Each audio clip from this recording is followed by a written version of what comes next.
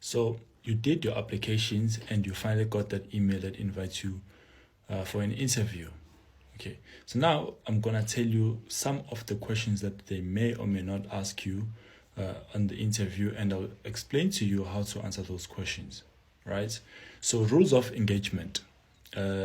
Obviously, we lie, but here's how I want you to structure your lies. You must have a story, a backbone story where let's say if you choose to fake your job experience, you're gonna choose maybe one company and you say you worked for that company and a specific role that you did.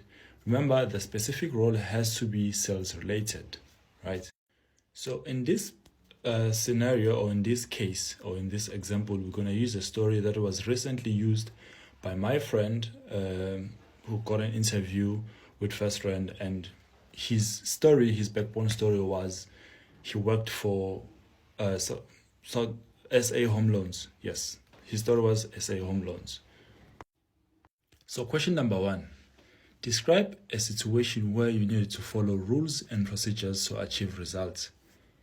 So what you are required to say when you answer this question is you want to concoct a story about the time where, while you were working for SA Home Loans, maybe here's like an example of what you'd say. Maybe like you'd say you had a client that walked in, they had they had a home loan with a different company, but they just heard that there was a new home loans office that was open in the town that you live in. So as a representative or as a consultant there, or as a sales person for SA Home Loans, you had to assist that client.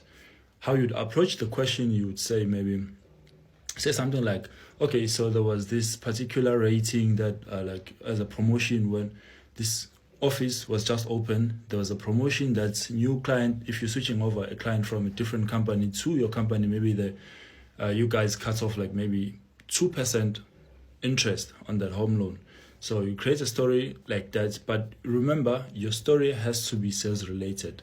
There was rules, maybe the client was asking you to break some of the rules, but because you know better, you didn't break the rules. What you did is you found a middle ground between you following the rules and satisfying the customer, and that's how you assisted the customer. Remember, every time you answer the question, you have to make sure to reiterate the part that the client was happy and you didn't break any rules. That's question number 1. Tell us an experience in which you showed skill and experience in persuading someone to buy something from you. That's question number 2. Again here, remember the rules of engagement. You're going to create a story again in your head. You'd say something like, so you had a client, they wanted to buy a specific car, they had the offer to purchase and everything. They were being quoted with all the interest and everything from other banks or financial institution. But in your case, you'd say something like, so the house that the client was about to buy, maybe they were quoted for like R1 million. What you're going to say though is you drafted a loan quotation or a finance quote for the client, and your quote came to be maybe like 1.2 million rand, right? So how you sold to the customer was you told them like, look, you can see you want to buy this property and everything, but it needs a bit of renovations here and there. So if you take this deal that I'm offering you, you're going to take the million and you're going to pay off you're going to buy the property, and you're going to take the 200,000 excess, you're going to use it to renovate maybe your kitchen or your dining room, your bathrooms or whatever, like around the property. And your interest rate, if you look like in a 25 years period, you're actually paying this amount of money. Maybe you're going to tell the customer or the client you end up paying like 1.5 million and this and this and this. Basically, what you do is you create these positive attributes with your story or with your products. That is. So the idea is not to completely sell the products to the interviewers. You just basically have to show that you understand what it means to sell, basically. So that's how you answer question number 2.